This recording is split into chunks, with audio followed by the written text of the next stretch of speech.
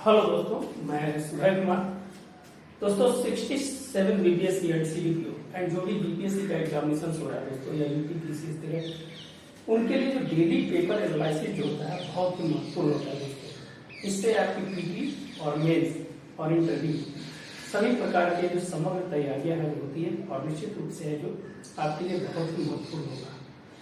दोस्तों आज हम इसी क्रम में जो आज की जो डेली पेपर एनालिसिस की हम बात करेंगे उसमें है जो भारत ड्रोन महोत्सव जो हुआ है दोस्तों, बहुत ही इंपॉर्टेंट है। भारत ड्रोन महोत्सव,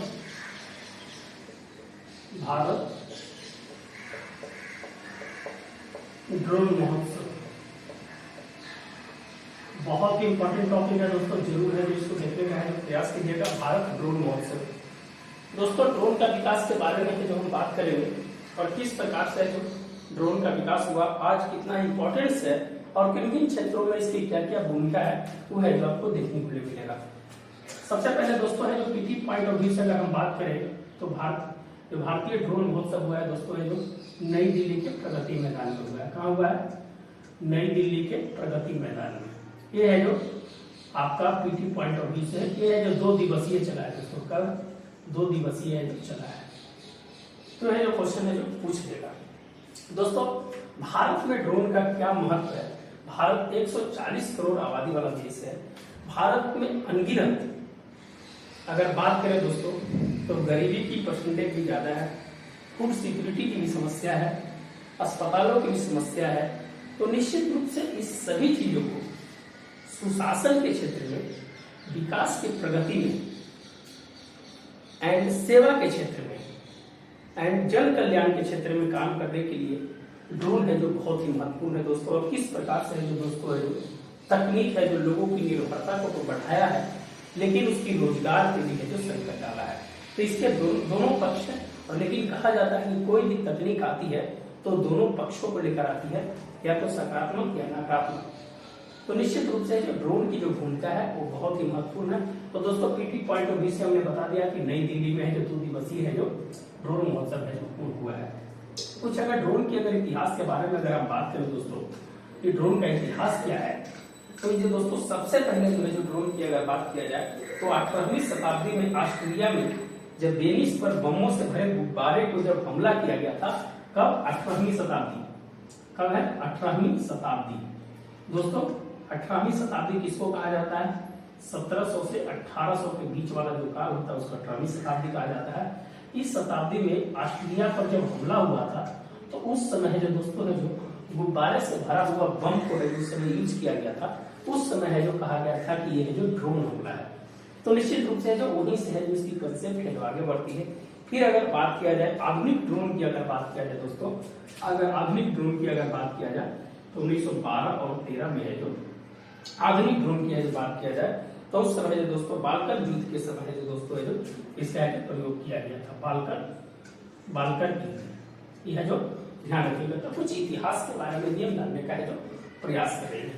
लेकिन अगर हम वर्तमान में अगर हम बात करें दोस्तों कि इसके जो क्या क्या इंपॉर्टेंस है ड्रोन के बारे में, तो दोस्तों इस बार के बजट में ड्रोन को है जो बहुत ही तरजीह दिया गया है। आप जानते हैं दोस्तों कि कृषि के क्षेत्र में 100 कृषि ड्रोन की है जो बात की गई है। इसमें है जो छिड़काव है, कब मिट्टी की गुणवत्ता है, मैंने बहुत सारी चीजें जो है जो कृषि के मूल्यों को कैसे है जो कम करके है जो भारतीय किसानों को लाभ दिया जाए, उससे है जो तकनीक आधारित है जो कृषि है जो इसको बोल सकते हैं। इसको क्या बोल सकते हैं दोस्तों? तकनीक आधारित कृषि। तकनीक आधारित कृषि। दूसरा अगर बात किया जाए तो बीमा के क्षेत्र में, सुरक्षा के क्षेत्र में, खनन के क्षेत्र में, शिक्षा के क्षेत्र में, औषधि के क्षेत्र में, व्यापार के क्षेत्र में दोस्तों, चिकित्सा के क्षेत्र में, मैंने ड्रोन का बहुत बड़ा है जो एक बड़ा दायरा बन चुका है दोस्तों। आप अगर कुछ एग्जांपल्स की बात करें, ये तो दोस्तों आपको मेंस में लिखने की चीज है। अगर हम कुछ एग्जांपल्स बात करें दोस्तों कि अभी कोरोना काल में दुर्गम इलाके में, कोरोना काल के दुर्गम इलाके में दवाई पहुंचाने और जो वैक्सीन पहुंचाने का काम है जो ड्रोन के माध्यम से हुआ था। और ड्रोन जो है जो दोस्तों नॉर्थ ईस्ट के इलाका में और है जो इसका जो प्रयोग जो किया गया था सबसे पहले तेलंगाना में किया गया था, और इसका है जो नॉर्थ ईस्ट में है जो सबसे बड़ा है जिसका प्रयोग है जो किया गया दोस्तों। तो निश्चित रूप से है जो दोस्तों कह सकते हैं कि सुशासन, जन कल्याण, सेवा एंड विभिन्न क्षेत्रों में है जो दोस्तों है जो ड्रोन का है जो महत्वपूर्ण भूमिका है जो देखने को मिल सकता है, इसका सार है। अगर हम बात करें दोस्तों की भारत में ड्रोन के बनाने के लिए DRDO जो दोस्तों है जो अपनी है जो प्रयासरत है, फिर नोएडा की है जो कंपनी है जो इस पे जो काम कर रही है, और कुछ ही जो दोस्तों है जो उत्तराखंड में आपदा में जो दोस्तों है जो बहुत बड़ी है जो भूमिका है जो समय निभाया था आपदा के क्षेत्र में। अगर मान लीजिए दोस्तों कुछ ऐसा दुर्गम क्षेत्र है जहां पर है जो रक्षा से रिलेटेड है, तो वहां पे जो ड्रोन का है जो आपका बहुत ही इंपॉर्टेंस हो जाएगा। तो दोस्तों ड्रोन से रिलेटेड है जो ये है जो कुछ इंपॉर्टेंट बातें थी जो है जो हम आपका करने का प्रयास किए। और उत्तराखंड में जो आपदा के लिए बनाया उसको नव क्षेत्र है जो कहा गया, क्या कहा गया, नव क्षेत्र है जो उसका है जो नाम दिया गया है। तो भारत ड्रोन महोत्सव है दोस्तों है जो नई दिल्ली के प्रगति मैदान में हुआ था। 18वीं शताब्दी से इसके इतिहास के बारे में जानकारी मिलती है, और है जो बहुत ही दोस्तों है जो आज वर्तमान समय विकास की भूमिका में है जो निश्चित रूप से जो तकनीक आधारित ड्रोन है जो निश्चित रूप से जो काम करेगा। हमारा जो अगर दिमाग से हम इसकी चर्चा ऑलरेडी पहले भी कर चुके हैं, आप पहले वाला वीडियो देखिएगा। सुरक्षा के क्षेत्र में अगर बात करें दोस्तों तो हमारा जो सीमा है 34 से 88 किलोमीटर जो सीमा है चीन के साथ लगती है, और बहुत लंबी सीमा है जो नॉर्थ ईस्ट में भी लगती है, फिर पाकिस्तान के साथ में लगती है। तो वहां पर है जो ड्रोन से है जो निश्चित रूप से है जो वहां पर जो काम किया जा सकता है। मान लीजिए दोस्तों कि कुंभ का मेला है, भारत में बहुत भीड़ हो जाती है, तो वहां से सुरक्षा की निगरानी करने के लिए ड्रोन के माध्यम से कि कहां पर कितनी जगह भीड़ है, या रेलवे स्टेशन पे अगर कोई ट्रेन है और ट्रेन चल रही है, स्टेशन पे बहुत ज्यादा भीड़ है और बहुत ज्यादा भगदड़ हो गई, तो वहां से सर्विलांस सिस्टम में भी ड्रोन का बहुत बड़ा महत्व देखा जा सकता है। तो इसलिए कह सकते हैं दोस्तों की तकनीक आधारित जीवन को एक नई रूप में ढालने के लिए तकनीकी व्यवस्था के अनुसार वर्तमान समय में 21वीं सदी एक है जो नई व्यवस्था का स्वरूप है जो विभिन्न क्षेत्रों में है जो अस्थायी रूप से कार्य करेगा और तकनीक के साथ चलने की है जो आदि रखेगा। तो निश्चित रूप से जो दोस्तों जो तकनीक के महोत्सव में ये है जो ड्रोन का बहुत बड़ी भूमिका के बारे में हमने जो आपसे भी चर्चा किया।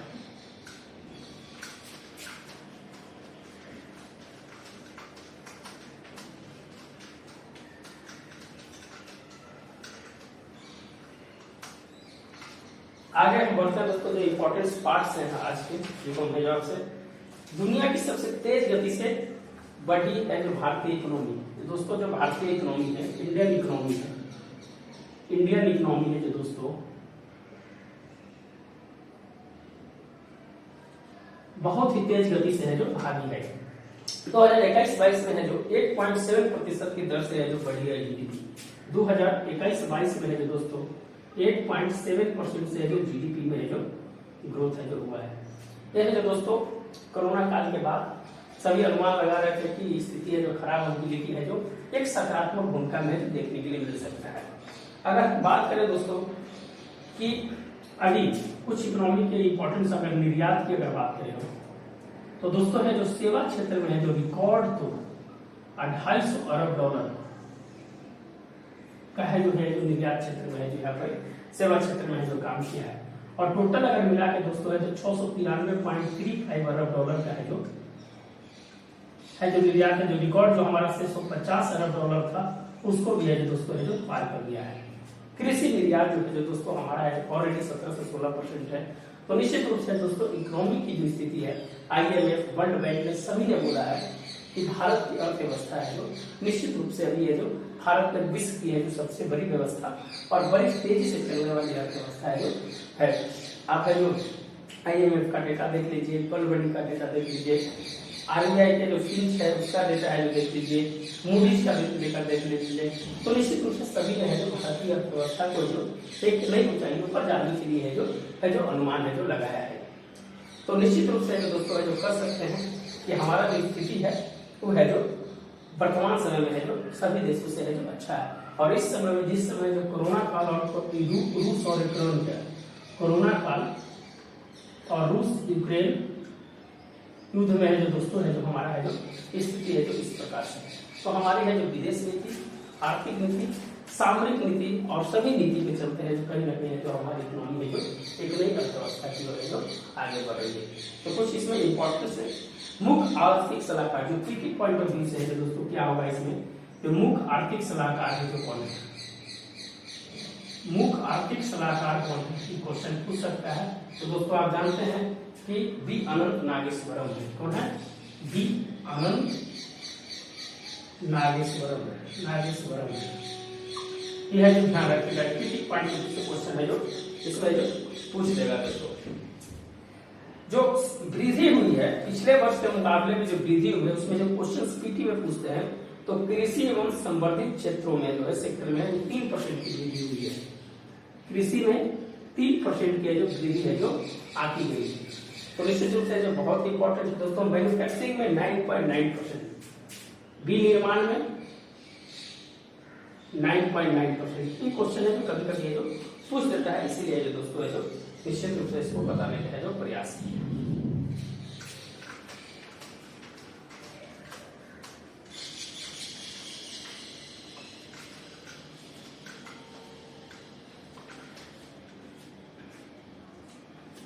आगे दोस्तों अगर हम बात करें आज की जो है इंपॉर्टेंट चीज है उसमें है जो कौन कौन सी आज इंपॉर्टेंट है जो आपकी, मैंने कल बता दिया था दोस्तों कि किसान सम्मान निधि की 21वीं किसान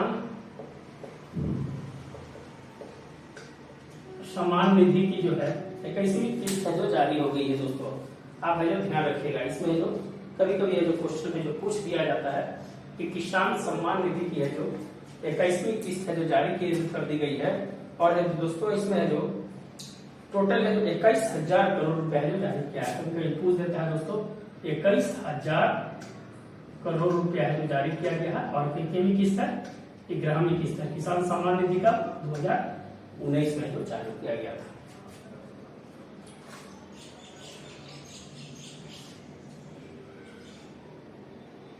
आगे अगर बात करें दोस्तों और है जो इसमें क्या होना चाहिए,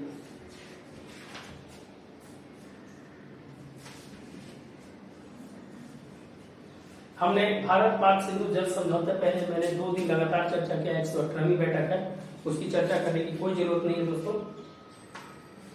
एक है दोस्तों की जो चाइना के साथ जो हमारा जो चाइना के साथ जो डिस्प्यूट चल रहा था दोस्तों, उसकी जो 16वीं जो वार्ता हुआ है वो भी बेनतीजा ही निकला है दोस्तों। जो 16वीं वार्ता जो हुई है चाइना के साथ वो भी है जो दोस्तों है जो बेनतीजा ही निकला है। क्या निकला है? बेनतीजा ही निकला है दोस्तों। आप जानते हैं कि 15 जून 2020 को है जो दोस्तों है जो गलवान घाटी में जो हमला हुआ था और उसके बाद जो दोनों तरफ के जो रक्षा से रिलेटेड हैं जो अधिकारियों की बातचीत हो रही थी वो है जो दोस्तों 15 जून 2020 से उसके बाद है जो 16वीं बैठक हुई है और इस बैठक बेनतीजा निकला है। और चीन ने कहा है कि हम है जो मई 2020 की जो स्थिति है उससे हम वहां से है जो पीछे नहीं हटेंगे, जहां जो हम है मई 2020 में वहीं हम रहेंगे। तो ये दोस्तों बहुत ही चिंताजनक का विषय है कि है जो चाइना ने इस प्रकार से है जो वक्तव्य दिया है। और जानते हैं दोस्तों कि हमारे कर्नल संतोष बाबू है जो इसी जो झड़प हुई थी उसमें है जो उनकी जो मौत हो गई थी, जो शहीद हो गए थे। और उसका जो ऑपरेशन जो नाम दिया गया था दोस्तों ऑपरेशन हिम तेंदुआ। पीटी पॉइंट ऑफ व्यू से इंपॉर्टेंट है, पीटी ऑपरेशन हिम तेंदुआ है जो उसका नाम दिया गया था दोस्तों। हिम तेंदुआ है जो लद्दाख का है जो राजकीय पशु भी है जो दोस्तों है जो घोषित किया गया। उस ऑपरेशन का नाम था ऑपरेशन हिम तेंदुआ। दोस्तों बहुत इंपॉर्टेंट है, अगर हम इस पे बात करें तो एक चीज है आप देखिएगा कि क्या होता है, क्या है वहां पर, क्या लड़ाई है। ये पेट्रोलिंग पॉइंट 8 है दोस्तों, ये चीन है इधर और इधर भारत है। भारत दावा करता है कि हमारा जो क्षेत्र है जो पेट्रोलिंग पॉइंट 8 तक है, लेकिन चीन दावा करता है कि नहीं, आप है जो पेट्रोलिंग पॉइंट 4 तक ही है जो आपका है जो आधिकारिक लाइन है। ऐसे कोई डीमार्केटेड लाइन, इसको क्या बोलते हैं दोस्तों? Demarcated line. डीमार्केटेड लाइन माने आधिकारिक रूप से जो नहीं किया गया उस समय जहां पर स्टैंड ऑफ हुआ था वहीं पर है जो वहां पर है जिसको छोड़ दिया गया था। और यहाँ पर है जो 5 माइल यहाँ पर 5 माइल, अढ़ाई माइल इधर और 2.5 माइल इधर, दोनों तरफ एक एग्रीमेंट हुआ था 1995 में। यहाँ पर जो भी है जो चौकसी के लिए बात होगी वो है जो बिना हथियार के लोग जाएंगे, उसको बफर जोन बोलते हैं दोस्तों, उसको है जो बफर पॉलिसी भी बोलते हैं, कैरोट पॉलिसी भी उसको बोलते हैं, बंद गोभी की नीति भी उसको बोलते हैं हिंदी में। तो निश्चित रूप से दोस्तों ये जो क्या हुआ इस समय कि जब भारत के लोग यहाँ पर गए तो चीन के लोग हथियार लेकर यहाँ पर पहुंच गए और वो झड़प है जो 15 जून को हुई। और इसी पे चर्चा होने के कारण है दोस्तों भारत है जो अभी यहाँ पर है और चाइना है जो इससे आगे बढ़ चुका है और कहता है कि अब हम यहाँ से वापस नहीं जाएंगे। और है जो दोस्तों पेट्रोलिंग पॉइंट 4 और 8 के बीच जो लड़ाई है वो है जो दोस्तों लगातार है जो 2020 से चल रही है और आने वाला समय में मुझे लगता है कि एक बहुत बड़ा कारण होगा भारत और चीन के लिए। तो इसे सॉल्व करने के लिए निश्चित रूप से दोनों देशों की जो आधिकारिक वार्ता होती रहनी चाहिए ताकि आगे है जो 15 जून की बात है जो इस तरह की है जो इम्पोर्टेंस घटना है जो न घटे। तो ये कुछ बात था दोस्तों जो हम आपको बताने का प्रयास किया।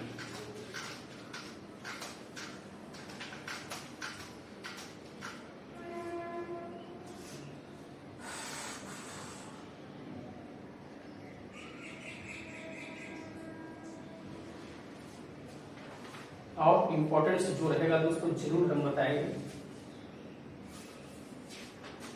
जो आपके लिए होगा बहुत ही इम्पोर्टेंट होगा। तो बहुत कल हमने बताया था दोस्तों कि भारत के उपराष्ट्रपति जो है प्रीटी ऑफ माइंड से बहुत, उपराष्ट्रपति वेंकैया नायडू जो 13वें उपराष्ट्रपति हैं दोस्तों, ये है जो गैबोन, सोलोमन और कतर की है जो यात्रा पर गए हैं। सबसे पहले गैबोन गए हैं, यह ध्यान रखिएगा। दूसरा है कि दोस्तों इसी में आगे में है कि कनाडा ने एक बिल लाया है दोस्तों, वो है जो खरीद बिक्री, जो बंदूकों की खरीद बिक्री लगाम पर है जो बहुत ही जो बंदूक की जो खरीद बिक्री है, जो गन्स है, गन्स रूल्स पे है जो दोस्तों है जो उन्होंने करा है, जो एक है जो विधेयक लाया है गन रूल्स पर है जो कड़ा विधेयक लाया है। आप जानते हैं दोस्तों कि अमेरिका में 100 लोगों पर 120 बंदूक है और है जो हमेशा है जो घटनाएं घटती रहती है। तो वहां भी है जो बात आ गया है कि अब है जो इस संशोधन किया जाए और इसमें है जो कमी लाया जाए ताकि है जो लोगों का है जो सुरक्षा है जो हो सके।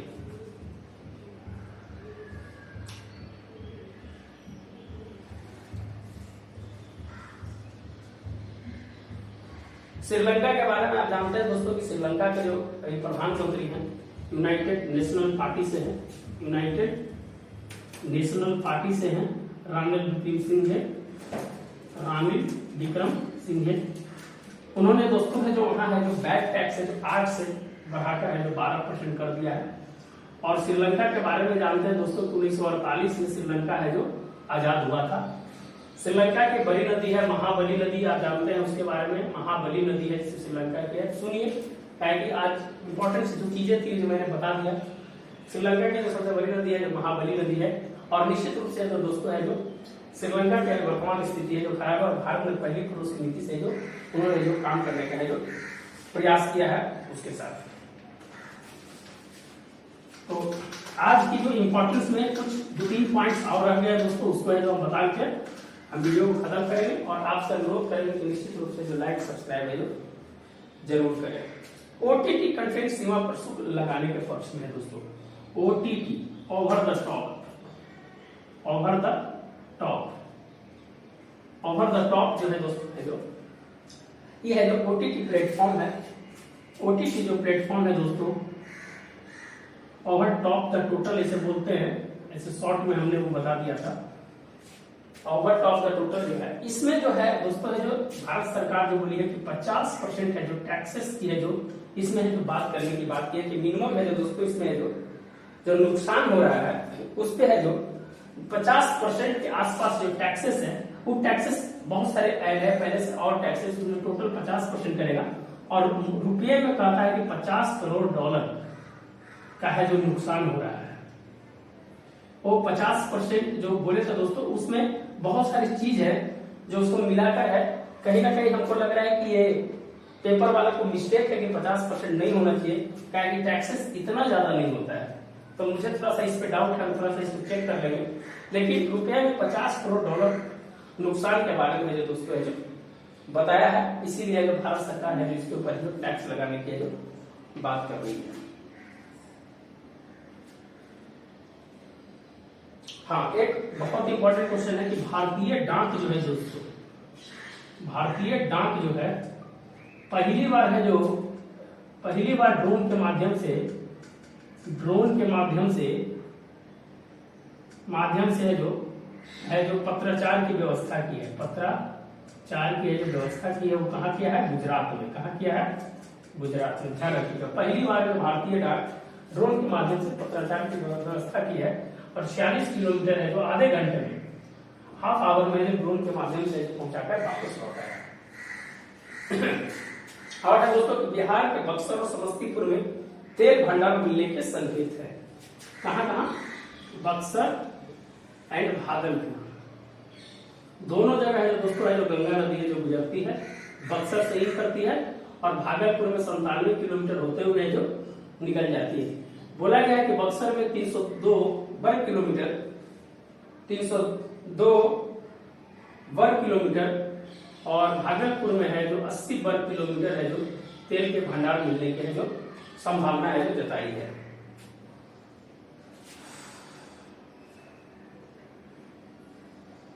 दोस्तों आज के लिए हम इतना ही रखते हैं, अगर कुछ और होगा तो निश्चित रूप से हम आपका बताने का प्रयास करेंगे और निश्चित रूप से दोस्तों आपका जो लाइक एंड सब्सक्राइब जरूर से वही है जो मानक होता है। धन्यवाद दोस्तों।